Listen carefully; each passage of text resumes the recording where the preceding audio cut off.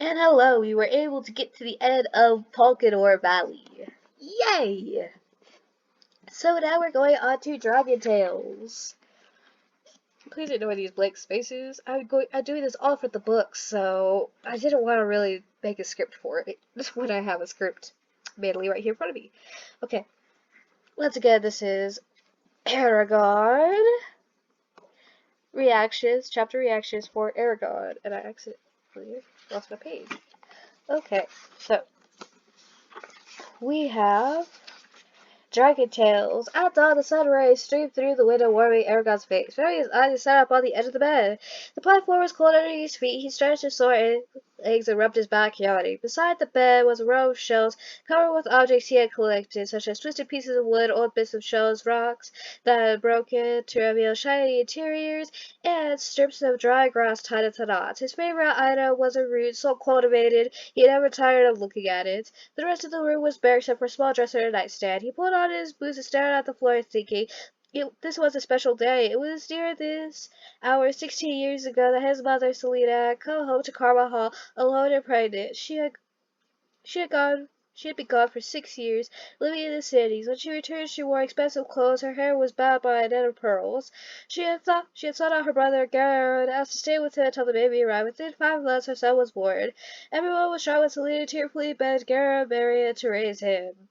When they asked why, she only wept and said, "I must." Her pleas grew increasingly desperate until they finally agreed. She named him Eragon and then departed early the next morning and never returned. Okay. So we know that Eragon's mother obviously either didn't want him or she wanted him to be safe from her husband slash his father slash her ex-husband or whoever he was. Eragon still remembered how he felt when Marion told him the story before she died. The realization that Gru and Marion were not his real parents had disturbed him greatly. This is part of the reason why you really should never lie to your kids. If you just tell them the whole truth, and nothing but the truth, they have nothing to be sad about. They have nothing to resent you for, and they have nothing to hate you for. Yeah, that's why I never lie to my kids if I ever have any. Things had been permanent and questionable and were suddenly thrown to doubt. Suspicion that he had not been good enough for his mother. I'm sure there was a reason. But for what she did, I only wish I knew what it was. One other thing bothered him. Who is his father? Selena had told no one, and whoever it might be had never come looking for Eragon. Was this because he didn't know of her birth? Of his birth? This was a possibility. What other thing bothered? Okay. He sighed and went to the nightstand, where he splashed his face, shivering as the water ran down his neck, refreshed. Okay, Eragon. And then he goes into the dining room, right, and he sees Garrow and Rowan. They're already eating chicken in the kitchen. As Eragon greeted them, Rowan stood with a grin. Rowan was 2 years older than Eragon, muscular, sturdy, and careful with his movements, but they could not have been closer, even if they had been real brothers. Rowan smiled. "I'm glad you're back. How was the trip?" "Hard," Eragon replied. "Did Uncle tell you what happened?" He helped himself to a piece of chicken which he devoured hungrily. "No," said Rowan.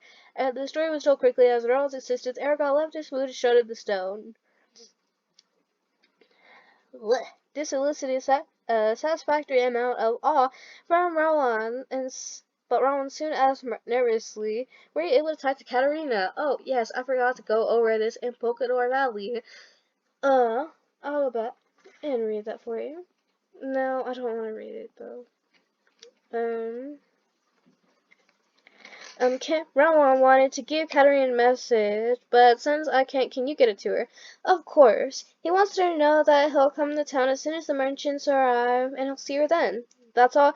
Eragon was slightly embarrassed. No, he also wants to know that she's the most beautiful girl he has ever seen, and that he thinks of nothing else.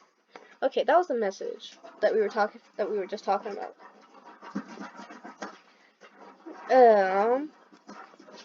Please ignore the background noise. That's my rabbit. She's with me today. In here. In my office, my room, whatever. Okay. "You told Horse," said Rowan unhappily. "That was private. If I wanted anyone else to know about it, I would have built a bonfire and used smoke signals to communicate. If someone finds out, he won't let me see her again." Horace will be discreet, assured Eragon. He won't let anyone fall prey to stone, at least of all you. Ron seemed unconvinced, but argued no more. 9 days after Eragon's return, a vicious blizzard blew out in the mountains and settled over the valley. Okay, I'm afraid the traders may not come this year, with conditions this bad to grow.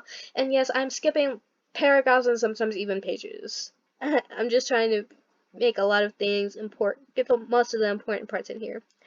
I'm afraid the traders will not come this year with the conditions this bad to ground. They're late as it is. We'll give them a chance and wait before going to Carbon Hall, but if they don't show, I'll have to buy spare supplies from the townspeople. On the 8th morning, Eragon walked out in the road to confirm that the traders had not passed. The day was spent readying for the trip to Carbajal, scorching, grim expressions. That evening, Eragon checked the road and found deep ruts cut into the snow, with numerous hoofprints behind them. A lady, he ran back to the house, whooping, bringing new life to their, house. Okay, now you have a section skip. They packed all of their supplies and they head into town. In daylight, the small, earthy village filled with shouts of laughter. The traders had made camp in an empty field on the outskirts of town. Groups of wagons, tents, and fires were randomly spread out across it, spots of colors against the snow. Okay, crowds churned around a line of bright tents and booths collaging the main street. And by the way, I'm changing a few of these words for younger audience who might not know them. Alright. Girl parked the wagon, then picketed the horses, entered coins in the pouch, get yourself some treats, Ron. Do what you want, and only be at the blacksmith house in time for dinner. Eragon, bring the stone and come with me. Eragon grinned at Ron and pocketed the money, already planning how to spend it.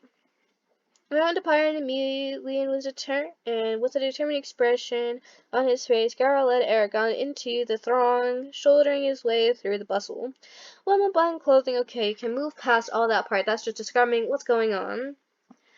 So now Eragon stared at the traders cautiously. They seemed less preposterous than usual. The children had a frightened, wary look, and their clothes were patched. Gaunt men carried swords and daggers with a new familiarity, and even the women held parens belted at their waist. That's a kind of weapon, by the way, just so you know. What could have happened to make them like this, and why are they so late? Wondered Eragon. He remembered the trees being full of good cheer. But none of that now. Okay, Garrel pushed down the streets until he found Murloc and seemed to furnish and grow every time his wares were complimented. He wore a goetty and held himself with ease and seemed to regard the rest of the world with slight contempt. Okay, now you hear Garrel speak in a quiet voice. We're not looking to buy Murloc, we're looking to sell. Murloc immediately covered the rose and looked at them in an instant. I see, maybe if this item is of any value, you would like to trade for one or two exquisite pieces. He paused for a moment while Eragon and his uncle stood uncomfortably, then continued. Did you bring in the item of consideration? We have it, but we'd rather show it to you elsewhere, said Garrel in a firm face. Okay, so they travel all the way to his tent. Please sit yourselves, and when they had... Okay, hold on. I need to stop my rabbit. Minnie, no. No. Yeah. Go on. No. Okay, I fixed her now. Alright, so Murloc reaches for the stone with the gleam in his eye and stopped mad. Garrel nodded his approval. Okay, he picked it up and revealed... He picked up the stone, put it in his lap, and reached inside for a thin box which revealed a large set of copper scales, which he sat on the ground. After weighing the stone, he scrutinized its surface under a jeweler's glass, and tapped it gently with a leaden mallet, and drew the point of a tiny clear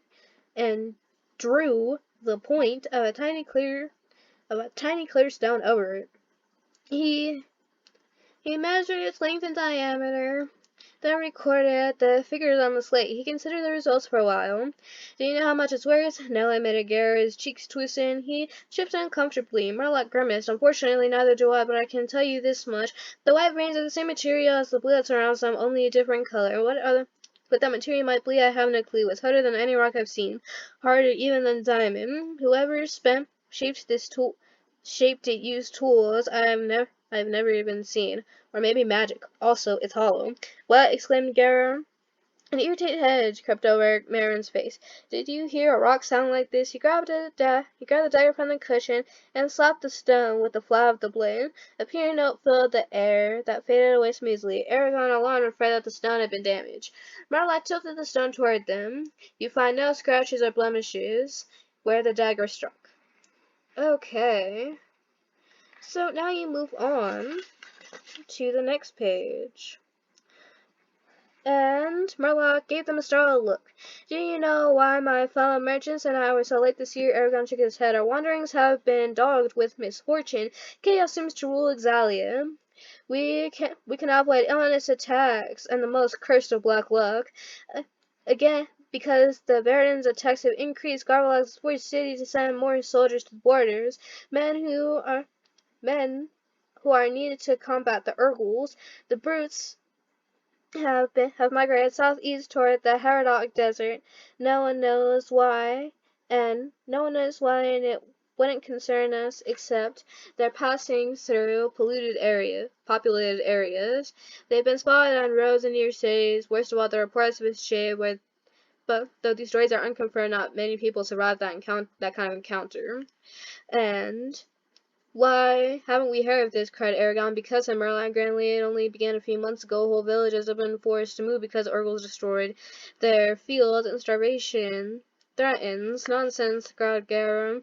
We haven't seen any Urgles. The only one around here has his horns, is mounted on Warren's Tavern. You will hear about that later. Okay, we move past. As the day descended into late afternoon, the traders took their business into people's homes. Eragon was impatient for evening when the storytellers, I changed this word for younger audiences, would come out to tell stories and perform tricks. He loved hearing about magic gods, and if they were especially lucky, the dragon riders. Carvajal had her own storyteller, Brim, a friend of Eragon's, but his tales grew old over the years. Okay, now I'm going to jump to Moron's Tavern. Moron understood why Moron was so upset. People need that money, and we can't get by without it. What kind of stories? Moron snorted. They say the Verdant have formed a pact with the Oracles and are massing an army to attack us. Supposedly, it's only through the grace of our king that have protected us for so long. As if Garbalos would have cared if we burned to the ground. Go listen to them. I have enough on my hands without explaining their vicious lies. Alright, then you describe the man. One's very thick and pudgy. The other one has a face like cold butter gone rancid. Okay, anyways. One of them said, the hefty one, trying to expand his borders into the chair. No, you don't understand. It's only by the king's unceasing efforts on your behalf that you are able to argue with us in safety. If he in all his wisdom would withdraw that support, won't he? Someone hollered. Right, why don't you tell us that the riders have returned you each killed 100 elves? Do you think we're children to believe your tales? We can take care of ourselves, the group chuckled. The trader started to reply when his thin companion intervened with the wave of his hand. Gaudy jewels flashed on his fingers. You must understand, we know the Empire cannot care for each of us personally, as he might want, but it kept the Urgles and other abominations from overrunning this. He searched vaguely for the right term place. The trader continued, You're angry with the Empire for treating people unfairly, a legitimate concern, but the government cannot please anyone, and it's inevitable by agreements and conflicts. However, the majority of us have nothing to complain about. Every country has some small group of malcontents, or people who have complaints, and who aren't satisfied with the balance of power. Yeah, called the woman. If you're willing to call the Verdant small, the fat man sighed. We already explained that the Verdant have no interest in helping you. That is only false but perpetrated by traitors in an attempt to disrupt the Empire and convince us with the real threat is inside, not outside our borders. Okay, we have to stop with Dragon Tales for now. This is a bit of a longer chapter, and we still have plenty more to go and plenty more to read. I will see you all next time.